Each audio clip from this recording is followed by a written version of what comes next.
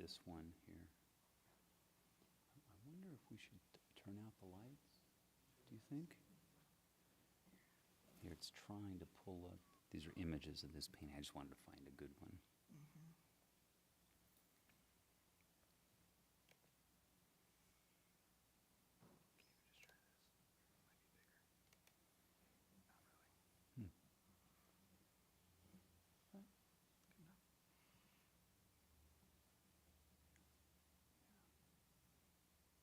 I wonder if we should turn down. Oh, are these skylights? Yeah. Oh, okay. Yeah. Okay, and then let's do. I want to do another. Let's do another image here.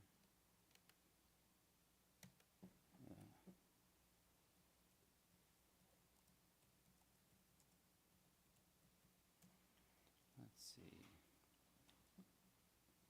That comes up.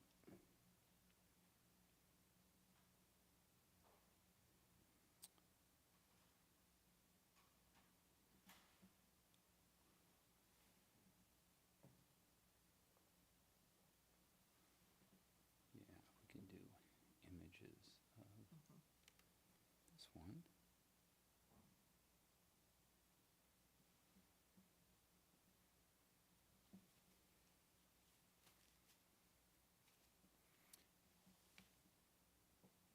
One of the things that's been lost in the lives of the young is, I mentioned briefly, tradition. So that even when I was in college, in 1980, you still had teachers passing along to students a fairly coherent lineage of the past. There were things like Western civilization, right? A lot of colleges had a year of Western Civ as a general requirement for students. And Western Civ meant a fairly customary, expected number of works. So the Odyssey, Homer. Maybe they would do the Aeneid, right? A little bit of Ovid. Maybe a play by Sophocles. One of Plato's dialogues, a little bit of Aristotle. And then moving into maybe some St. Augustine, the Bible, often Job and one of the Gospels, Matthew or Luke. Moving into the medieval period, Chaucer, Dante usually would be in there. Shakespeare would be in there. Milton, Paradise Lost, the great works. And it might be added to that some great works of architecture, like the Pantheon in Rome might be added. Some music might go in there, some Mozart or a little Beethoven, and some painting as well. Leonardo, Michelangelo, some statuary, and that what this amounted to was, again, the great heritage of civilization. And it made young people feel you live in the shadow of genius, of masterpieces, of greatness. And it gave them, again, an idea of the human story. It's the West. It didn't include Eastern, but it was this is one major human story, and you're in it. You're a recipient of this. You are an inheritor of all of this genius is now yours to absorb. And a lot of students who took these classes look upon them as the best part of their college academic experience. Columbia still has this called the core curriculum, first year, and the Columbia alumni are completely loyal, devoted to that course, so that when faculty say, oh, we don't like this course anymore, alumni says, no, you keep this. or we give no money to you anymore. So that's what the tradition would do. It was another presentation of a meaningful universe, a meaningful past that, again, would help give coherence to their lives. And that is gone. That's gone.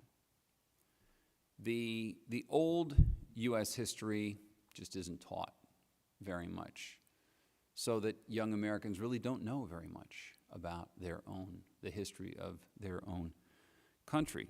Most of them never read a Shakespeare play, when they go through school. They don't know the great classical music. I mean, most kids got classical music all the time. Cartoons, right? Those Bugs Bunny cartoons. They would have all kinds of classical music in them all the time. Film scores would be written by people like Bernard Herrmann and Max Steiner that would be derived very closely. I mean, they would copy classical music all the time, adapt them to the film, like the film Vertigo, Hitchcock's Vertigo. The film score is derived from Wagner's opera Tristan.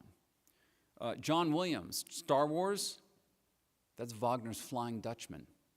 Okay, if I played to you maybe I'll do that after I look at these paintings. I'll play to you the opening of the Flying Dutchman, and you're going to see, wait a minute, that's the Starship, warrior, going through space.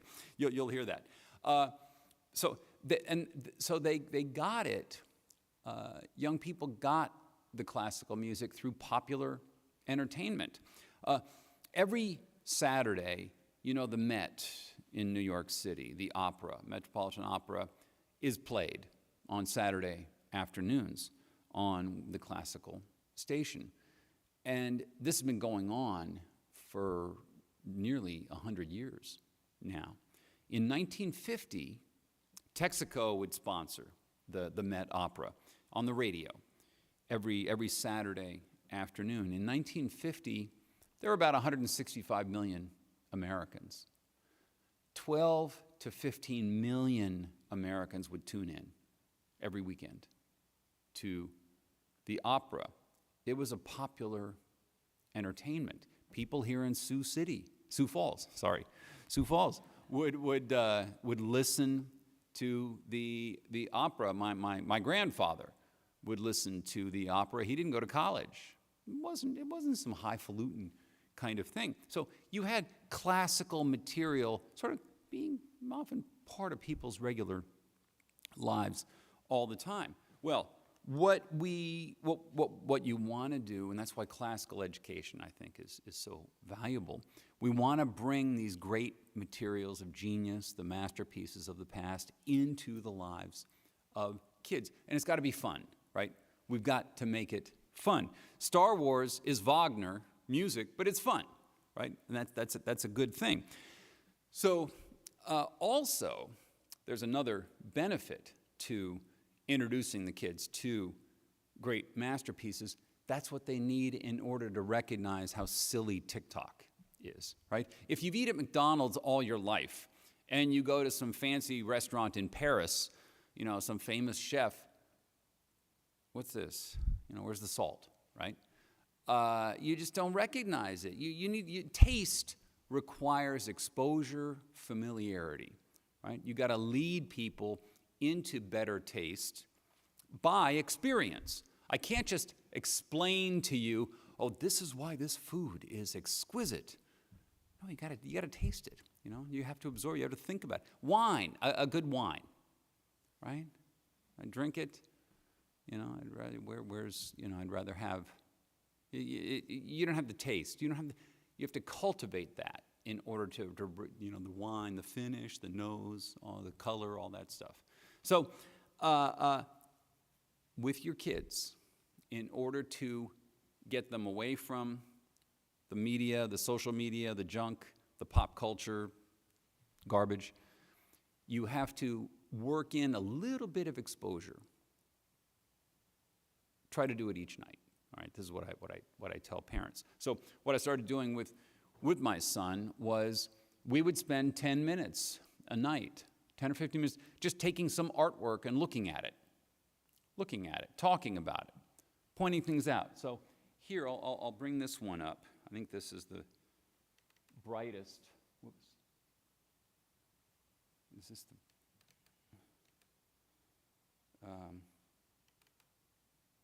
whoops, no. Let me see how to... maybe this is good enough.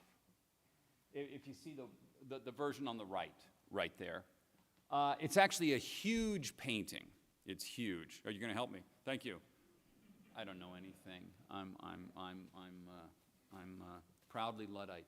So, this is a painting by a French romantic painter called Théodore Géricault. It's about 1820. Actually, Géricault died. He was only about 30 years old when he died. But this is called the Raft of the Medusa. The Raft of the Medusa. And I chose this painting. You know, this was one example. It's a good example to choose because, one, it's vivid, it's dramatic, it's colorful, and it has a big backstory. Thank you, thank you.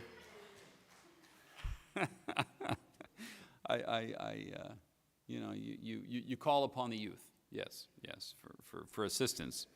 So, but there's a backstory to this that is very good history to add and drama to add.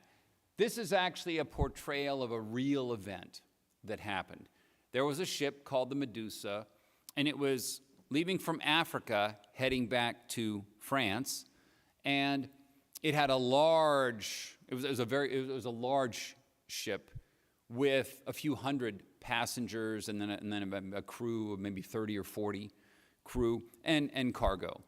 And about 60 miles off the coast of Africa, there's a lot of tricky currents and sandbars. It went aground on a sandbar. And so they tried to get off the sandbar, tried to do things. It didn't work. And they're running short of water and food. And so the captain decides, all right, here's what we're going to do. We're going to take apart the ship and build a gigantic raft. And the raft was almost as big as this room, in fact. This huge wooden raft, and they put about 180 of the passengers on the ship on the raft, okay, set it out in the water. And then they had the rowboats, the rescue boats, which would only, maybe 6 or 7 of the rescue boats which would hold the crew, and they're pulling, not 6, probably 3 or 4 of those. And they're tied, they have the lead boat, a rope, next rescue boat, and then a rope. They're tied together, and then they're pulling the raft on the end. And they want to row to get to, it's about 60 miles, they got to get to shore. Well, water's running short. The sailors, they're rowing. The captain realizes, we're not making very good progress. We're going very, very slow. And so he sent the order out, okay, to the last boat, cut that rope. So they cut the raft loose, and they took off. So they could go faster. And they made it to shore. Over the next several days, you can imagine what happened. The raft started to break up. Okay, it couldn't hold together against the seawater and the waves. They ran out of water. They ran out of food. Okay, so the people on the raft, they started panicking. Some kind of factions formed. They fought, killed one another. Several died from thirst, starvation. Several went mad, drank the ocean water, dive overboard. This is what happens. You go crazy from thirst and hunger. This is a painting of that episode at a very crucial moment. One of the things about the painting is I've got this episode, I'm a painter. And this is where I would start talking to my son, okay, let's turn to the painting now. And it's about 15 feet tall, 20 feet wide. Huge painting. Okay? And this is a crucial moment in the story because if you look, I'm not sure you can really see it, but if you see the guy at the top, if you just go to the right, just a few inches to the right of the guy beneath him, whose arm is like this, waving, just to the right, under his elbow, you can see a little tiny shape on the horizon. It's a ship. This is just at the moment where they see rescue, wave, climb up. And the ship did see them and rescued them and took them back to France. You can see they're only about 18. I think 18 survived. So these are the last survivors of the raft. And you can see how small the raft, this portion of the raft is at this point. The other pieces, people drifted off, they were gone. They died. And so then I'm talking about, okay, now let's look at the painting and just start looking at the form of things, right? So if you've got a child, you got this work of art, you got a pretty good backstory, right? It's very dramatic and it's real, okay? This really happened. So there's an authenticity to this. Now, one thing you look at a big painting like this, what movement do you see in the painting? And you see how there is, a big wave coming on the left. On the right, it looks calm. That's rescue to the right. That's life, right? Way in the distance. And you notice how you've got among the shape of the figures, they're all going up, right, toward this sort of pyramid. No big meaning. I'm not making. Just look at the form of the object. Look at the composition of the figures. What we're doing is we're training a child's eye to look at something and see the form, the configuration, background and foreground. Where is the painting making your eye go? What kind of perspective does it have with depth, right? And this is a masterful recreation of something, of this moment. And notice you got some of them going this way, but down here, actually that was the man sitting there with his head. He's holding his son, who's dead. This was the actual pair.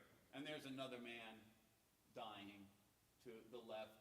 So you got the dying ones falling this way, they reaching out dramatically toward life, toward rescue. Another thing to note about the color. Géricault went to morgues. He looked at dead bodies in order to get the coloring right, the flesh tones, right, the skin and bones of a body that's been dead 2 or 3 days. Because he wanted to be exact about this. And the pallor of the skin. You can see the guy on top, dark skin. On the bottom, very white skin as well. And you got this sail rigged up going right into the wave that's coming toward them. So it's sort of the dramatic, are they going to make it? Are they going to get rescued? Is this it for them? Okay. Any comment? Anything on that? Yeah, yes.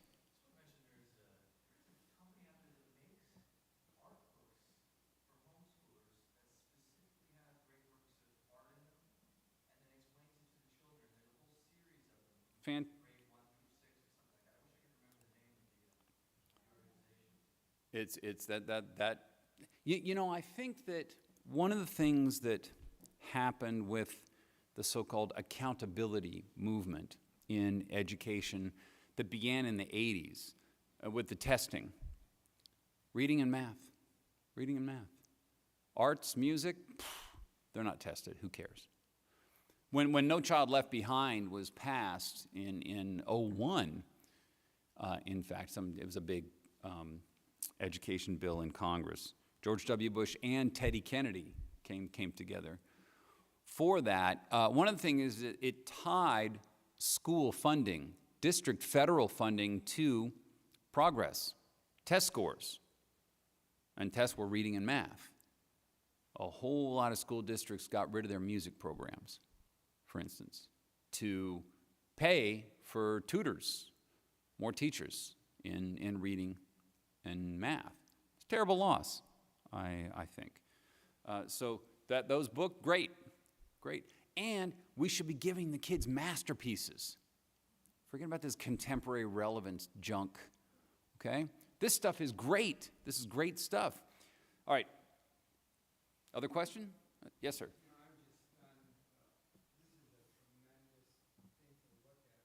It's so dynamic, right?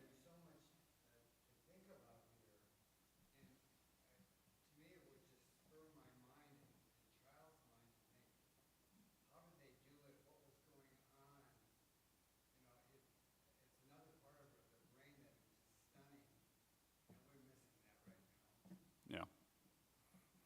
And this is an extreme circumstance. Oh, there was cannibalism. Which, and this came out, you know what? Nobody judged. Cannibalism was an understood mode of survival on the seas with shipwrecks. You don't kill people in order to, consume them. If people die, it's okay for them to be consumed for the life of the others. Because there were a lot of situations like this. A lot of people stranded and having to do what they do. Yes?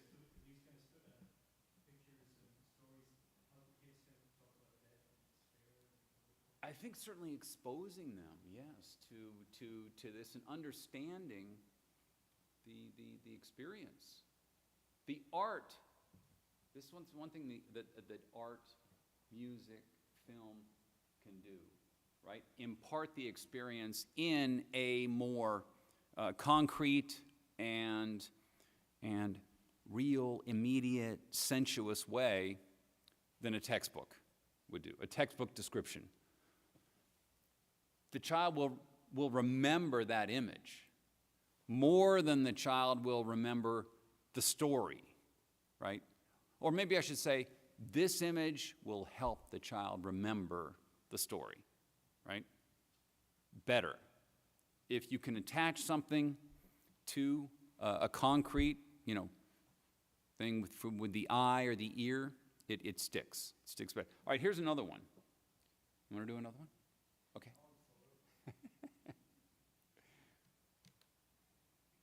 Oops. I hit the wrong button. Wait a minute. Did we lose? Uh-oh. Did we lose the Marat? Uh-oh. Let me. I think we'll get back to it. Here. Let me.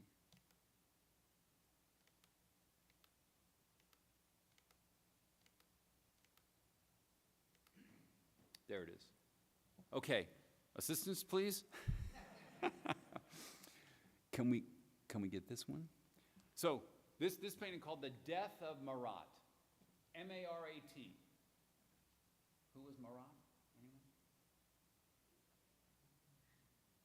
Was a revolutionary newspaper editor in France in the 1790s. There we go. One of the radicals, okay? One of the French revolutionaries. Okay? And he was mostly a newspaper guy. He wrote pamphlets. A pamphlet writer. He stirred people up. He got the mobs going, right? He was a radical revolutionary. okay, against the king, against the aristocracy, against the church as well. Much of the French Revolution was anti-Catholic, right? So the Horatii, these three guys like this, you might have seen the painting. So this is the death of Marat. Now, I can give okay, backstory. Give the kids a fun, it's a horrible backstory, but it's fun, right? Marat is one of the radical leading voices in the revolution. Now, there are a lot of contending parties, gangs, groups, mobs that are jockeying for power and influence in the wake of the fall of the aristocracy, the fall of the king. And so a guy like Marat had to be kind of careful, right? So he would write in his quarters upstairs, but he had guards. People would want to come see him, and they would have to go through the guards. You got to be a little careful. Now, Marat would write while in the bathtub because he had a terrible skin disease. Okay, it was painful, itching. So he would often try to take these bathtubs. I think they would put vinegar in. He had a whole solution of liquids, and he would sit in the bathtub and he would write his articles, his columns for the pamphlets that would be going for him to get dressed. He would wrap something around his head and soaked in, I think that was soaked in vinegar to help. And you can see this here, right? You can see here. Marat wearing the cloth, no clothes. There, he's in the tub there. This is a bath. It's not a bed, okay? It's a bathtub. You can see his body goes down, and then underneath the little writing board there. So a woman named Charlotte Corday tries to see him a few days in a row. She's a fan. She says Marat is the greatest. He's an inspiration, and she needs to talk to him about some things going on. They don't let her in. Go away, go away. She tries again the next day. Go away. Third day, all right, let her in. She goes in, walks up to Marat, pulls a knife, kills him instantly. She's an assassin there. To kill him, she stabs him, I think near the throat and chest, and he bleeds out very quickly and dies. This is David's portrait of Marat just as he expires, right? So remember, the moment is important that a painter chooses in a real episode. What is the moment you want to capture, okay? But then, how are you going to show that moment? What's your perspective? Now we turn to the artwork, where we train the child's eye to the form, the composition, the color of the thing. One, it's muted colors. Okay, it's dark. No bright lights here. Okay? The brightest spots are on his skin and that sheet in his paper. The background is black, somber, death, right? Mourning here. Okay? This isn't what the quarters really looked like, right? This is David showing a different background to highlight this single mourned figure who has died, right? In one hand, he's got his quill, and the other hand, he's got his last writing. They're in both hands. They weren't in his hands, right? When he's been stabbed, he's not going to hold on to the quill and in his paper, but they're there in those two arms. Why? This is the greatness of Marat. This is the dedication. He was a writer, right? He was a pamphleteer. His writings did a lot to shape the revolution. One of the most prominent scribes behind the whole thing, right? And you notice it's very static, right? You saw the Jericho, everything's in motion. Sweeping waves, the men. Everything is stopped here. And it's so, right? It's so square, right? It's so immovable that that's almost like a monument, the way that the board is placed. You can see Marat, his name there, at the bottom. You can't really see it. It says David underneath. That's the painter there. But it's so classical, right? This is almost like a Greek, right? A Greek figure here. It's very still. His face to the side, right? And the expression. It's all somber. Marat, who was a firebrand, kill them all. I mean, he was out there, almost an anarchical, chaotic voice of violence. Now it's all still. You got the inkwell, other scraps of paper on there, and the blood. You can't really see the blood up there on the screen, but there's the blood, and there's a lot of blood actually at the top of the cloak underneath his chest. And his chest, a lot of blood pouring down. Okay? Questions? And it just 10 minutes with an artwork a night. That does it, I think. Yes, sir.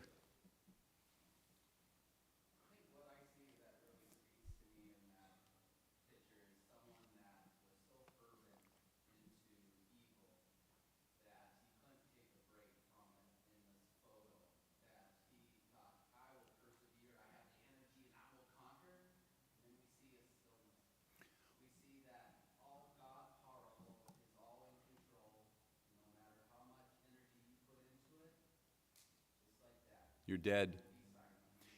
So then it comes, points you into, what are you going to do with your life? Because you could do this and say, oh, I have skills and exact on all this, and nothing's going to stop me. Well, just like that, you could be stopped. Your moment could just be just there. And then what? That's a good, see, after you look at the form, lay out the eye, that's just the kind of discussion you can have. Sort of the moral reflection upon what we see here. Yeah. I think that's a good point about all the fervent fire. It's all gone. It's done. He's dead. David would want people to say, not evil, he was good. He was pro Marat. We look at it and say he was a destructive, murderous individual, in fact. This is a memorialization of him, right? But I think it invites just that kind of moral reflection with your kids. Other comments? Would you describe this as propaganda? Oh yeah. David being Napoleon's court painter? David is an absolutely brilliant propagandist. Absolutely. I mean, some propaganda is really, really good. That's what makes it more dangerous. Bad propaganda isn't nearly as bad as good propaganda, right? But this is one of the great artists of Europe, right? David is a form of classicism, neoclassicism that you can look at all day. Okay.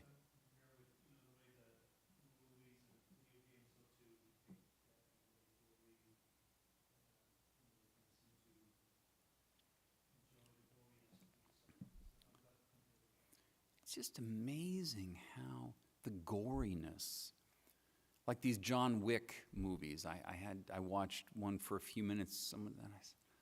It's just bullets and shooting. It's like a video game It's more like a video game than reality on film, but the blood everywhere, the gore. What is that? And then in the video games, they can really, guts splattered all over the place. This, well, I don't know. How would...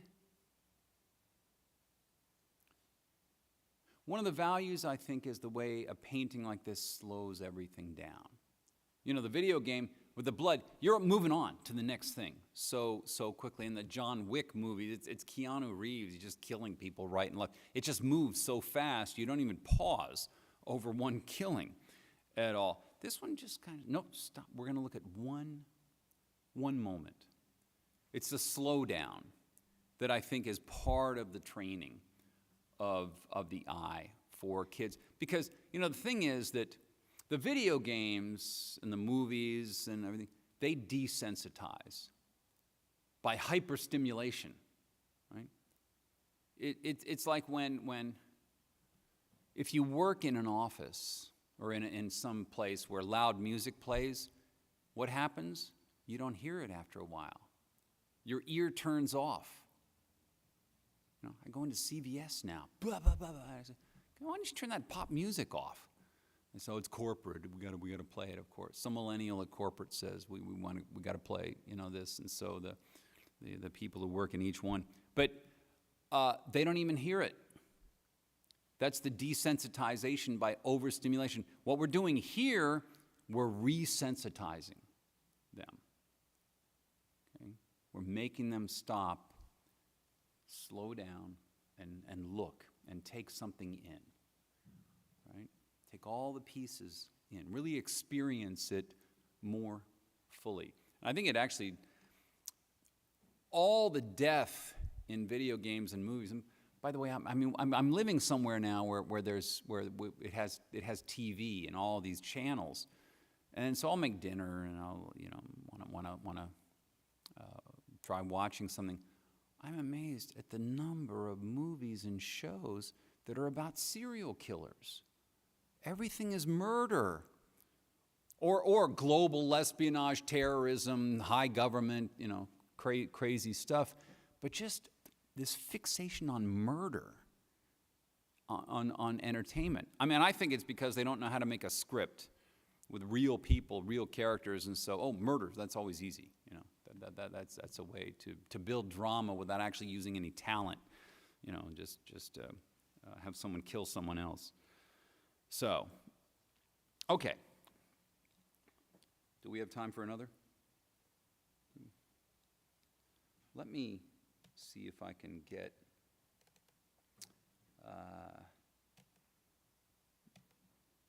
I believe. Real quick right there that you have up, you brought up something really good about resensitizing someone. Yes. That photo right there, we can see hope. That's right. Hope to be saved. And why do we want hope to save our life? But in the end, you have to say, if you're talking to your child, it's like, you're saving your life just for that moment. But it points you to eternal hope. In the end, you're going to eventually die like those in the back. That's right. Here's your real hope. Hope in the human ship, but after your real life ends, where's your hope? There you go. Yeah. Okay. Let me see if I can call this up. YouTube.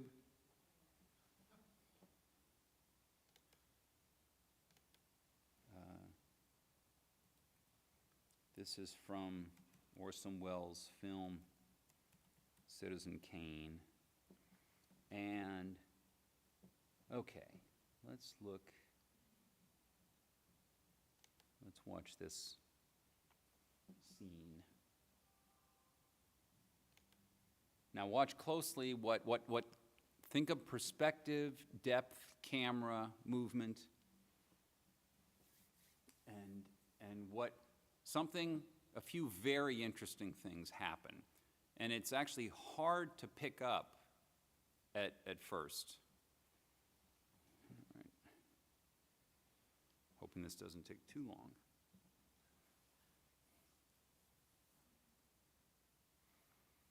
Citizen Kane, it's 1941. It was Orson Welles' first film. It was a big event in Hollywood to bring in this young stage director and radio dramatist to direct a film. And he'd never done film before, really. And there were a lot of innovations that he created with this film. Okay, come on. Other questions? Other comments?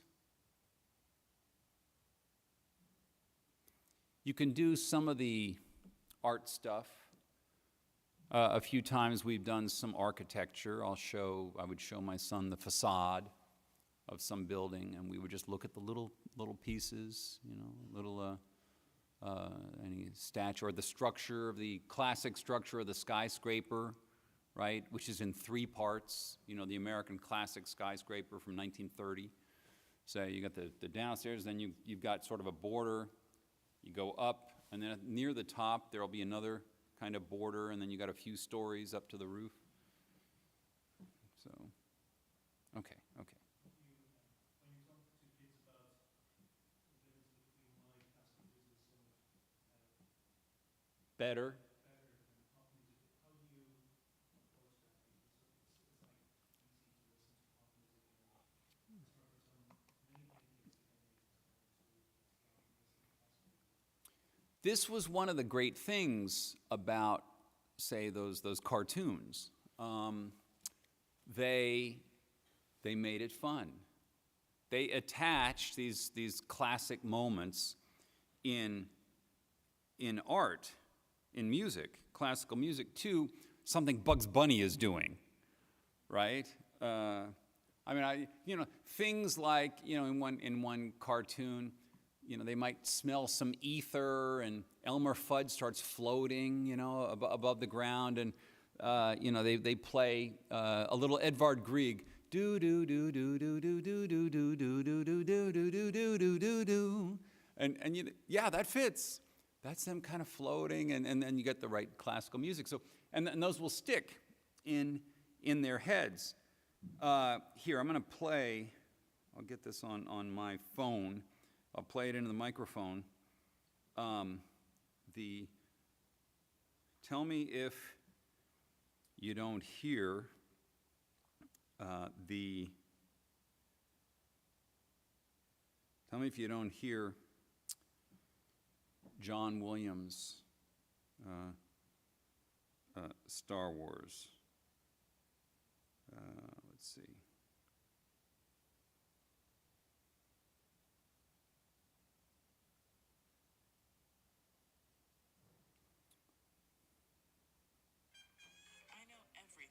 About my new furniture business. Well, everything except the whole... Okay.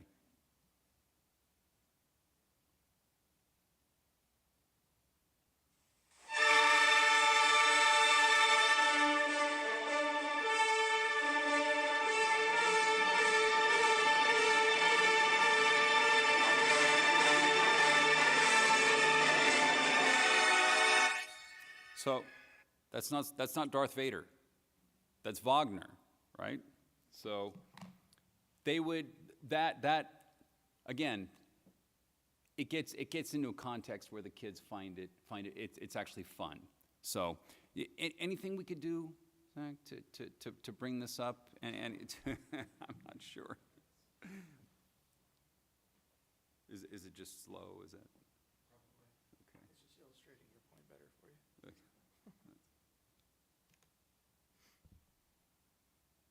That's the problem. What's it? The internet went away. We can watch this one on the other end of the break. We'll get it all set. The internet went out. Oh, the Wi-Fi went out. The Wi-Fi went out. Oh, okay. But so we're going to take a break and then have Q&A. Is that? Yeah, we can. Yeah. Or what's? 10 minutes or so. Take a break. Why don't we take one? Why don't we take one now, and we can come back in and try to take a look at this here. And did you want to do the